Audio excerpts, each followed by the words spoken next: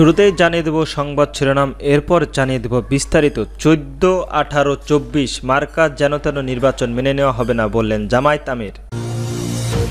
বিএনপির উপর ধর্মীয় সংখ্যালঘুদের আস্থা রাখার আহ্বান।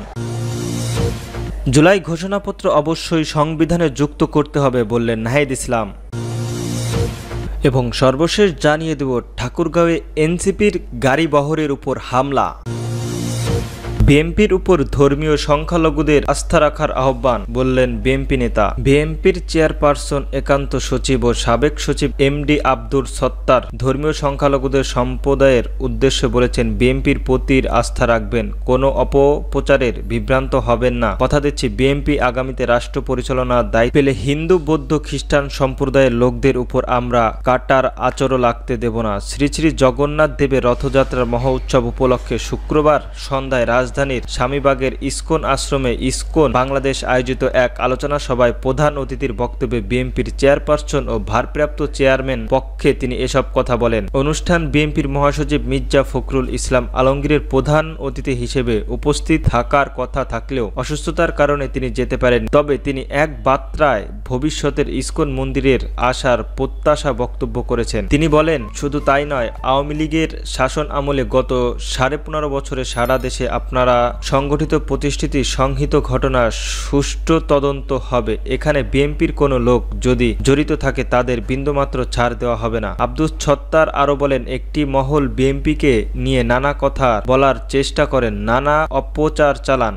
আপনারা ধর্মীয় সংখ্যালঘুরা কেউ এসব প্রচারে কান দিবেন না, অপচারে কান দিবেন না।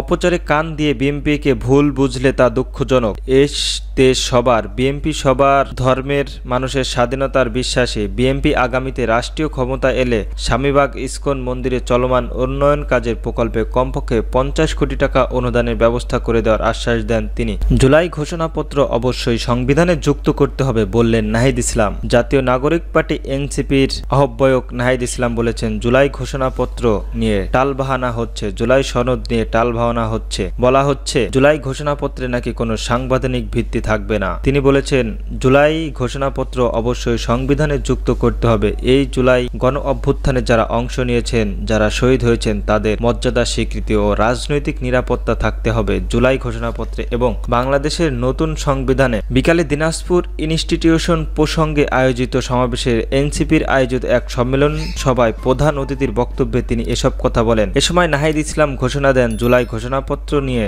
সংবিধানে যুক্ত করার দাবিতে জাতীয় নাগরিক পার্টির উদ্যোগে আগামী 3 আগস্ট ঢাকায় কেন্দ্রীয় শহীদ মিনারের বিশাল জামায়াতের আয়োজন করা হয়েছে। সবাইকে সেই জামায়াতের অংশগ্রহণের আহ্বান জানিয়ে তিনি বলেন, সেই জামায়াতের মাধ্যমে ইনশাআল্লাহ আমাদের প্রাপ্ত আদায় অন্তর্বর্তীকালীন সরকারের কাছ থেকে বুঝে নেব। দিনাজপুরকে উত্তরবঙ্গের অর্থনীতি ও সাংস্কৃতিক রাজনীতিক উল্লেখ করে নাহিদ ইসলাম বলেন, খাদ্যশস্যের জন্য দিনাজপুর অত্যন্ত গুরুত্বপূর্ণ, কিন্তু আমরা দেখি যে কৃষক ধান উৎপাদন করে সেই কৃষক ধানের ন্যায্য মূল্য পায় না। বেসরকারি সিন্ডিকেট এবং মধ্যস্থভোগীদের দুর্নীতির কারণে কৃষকরা ন্যায্য মূল্য থেকে বঞ্চিত হয়। সেই দিনাজপুরে সারা দেশে মানুষ খাওয়াতে সক্ষমতা রাখে, সেই দিনাজপুরের কৃষকরা তাদের নিজেদের ছেলে সন্তানকে খাওয়াতে পারে না। দিনাজপুর উৎপাদন করবে আর ঢাকা ভোগ করবে, এই বৈষম্য দেশ আমরা চাই না। আমরা চাই যেখানে উৎপাদন হবে সেখানে সুষম বন্টন হতে হবে। অর্থনৈতিক ও আঞ্চলিক বৈষম্য আমরা বাংলাদেশ থেকে চিরতরে বিতাড়িত করতে চাই। সমাবেশে আরো বক্তব্য দেন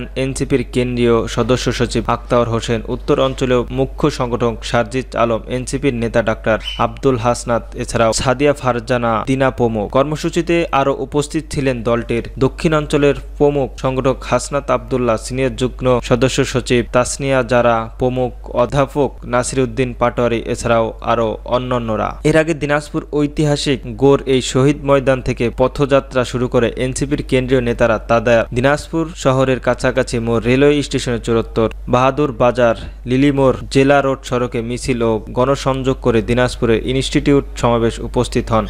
এ সময় এনসিপির দিনাজপুর জেলা ও বিভিন্ন উপজেলার নেতাকর্মীরা উপস্থিত ছিলেন। ঠাকুরগাঁওয়ে এনসিপির পরিবহনের হামলা। ঠাকুরগাঁওয়ের জাতীয় নাগরিক পার্টি এনসিপি পরিবহনের একটি মাইক্রোবাস ভাঙচুর ও ধাক্কা মারামারির ঘটনা ঘটে। এই ঘটনায় জোরে এক হোটেল কর্মচারীকে আটক করে পরে জিম্মায় ছেড়ে দেয় পুলিশ। দুপুরে শহরের টাঙ্গর ব্রিজ এলাকায় এই ঘটনা ঘটে। জানা গিয়েছে শহরের গ্যালারিতে দলীয় কর্মসূচি শেষে মডেল মসজিদ জুম্মার নামাজ আদায় করে এনসিপির কেন্দ্রীয় নেতারা পরে পীরগঞ্জের উদ্দেশ্যে যাত্রাকালে মসজিদ থেকে কিছু দূরে টাঙ্গর ব্রিজে অতিক্রম সময় পিছন দিক থেকে একটি আন্তঃজেলা বাস এসে তাদেরকে বহরের একটি মাইক্রোবাসে ধাক্কা দেয়। এতে গাড়ির জানালায় কাঁচ ভেঙে যায় ও এনসিপির এক কর্মী সহ চালক সামান্য আহত হন। ঘটনার পর এনসিপির নেতারা গাড়ি থামিয়ে বাস চালক ও হেলপারের সঙ্গে কথা বলতে গেলে বাকবিতণ্ডা শুরু হয়। এ সময়ে ইরফান নামে এক যুবক পরিস্থিতি থামাতে গিয়ে উত্তেজনা হয়ে পড়েন এবং এনসিপির একটি মাইক্রোবাসের চাবি খুলে নিয়ে যায়। কিছু সময় পর আবার সেটি ফেরত দেন। ইরফান বর্তমানে গাউছারিয়া হোটেল এবং রেস্টুরেন্টে কর্মরত, তবে আগে বাস শ্রমিক হিসেবে কাজ করতেন। পুলিশ পরে তাকে আটক করে জিজ্ঞাসা করে এবং এনসিপির এক নেতার জিম্মি তাকে ছেড়ে দেন।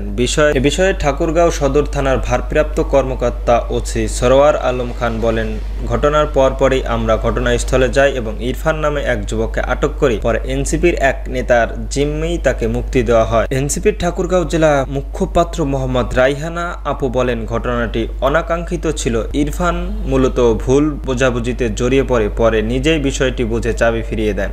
14-18-24 মার্কা যেনতেন নির্বাচন মেনে নেওয়া হবে না বললেন জামাত আমির। বাংলাদেশ জামাত ইসলাম আমির ডাক্তার শফিকুল ইসলাম বলেন, দেশে এখনো সুষ্ঠু নির্বাচন পরিবেশন দেখি এবার যেনতেন নির্বাচন মেনে নেওয়া হবে না বলে মন্তব্য করেন তিনি।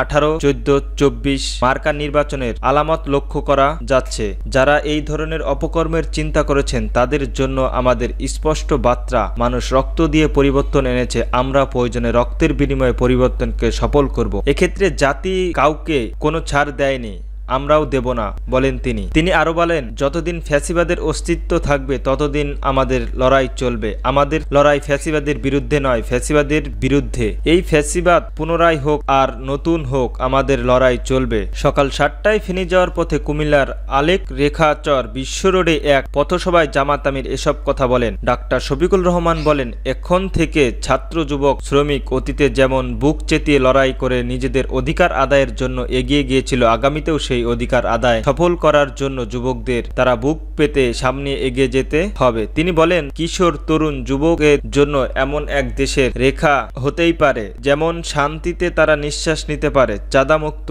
দখলবাজ মুক্ত সমাজ গড়ে তুলতে আল্লাহর আইনের বিকল্প নেই। আমরা সবাইকে আল্লাহর আইনের প্রতি আহ্বান জানাচ্ছি। জামাত কেন্দ্রীয় কর্মপরিষদ সদস্য ও কুমিল্লা মহানগরী আমির, কুমিল্লার 6 আসনের জামাত মনোনীত সংসদ সদস্য প্রার্থী কাজীদিন মোহাম্মদের সভাপতিত্বে মহানগরীর সেক্রেটারি মাহবুর রহমানের পরিচালনায় সভাপথে আরো বক্তব্য রাখেন জামায়াত ইসলামী কেন্দ্রীয় সহকারী সেক্রেটারি জেনারেল মাওলানা এটিএম মোহাম্মদ মাসুদ, কেন্দ্রীয় মজলিসের শুরা সদস্য ও কুমিল্লা জেলা দক্ষিণ আমিরের অ্যাডভোকেট মোহাম্মদ শাহজাহান, উত্তর জেলার আমির অধ্যাপক আব্দুল লতিফ, নাসির আহমেদ মোল্লা প্রমুখ।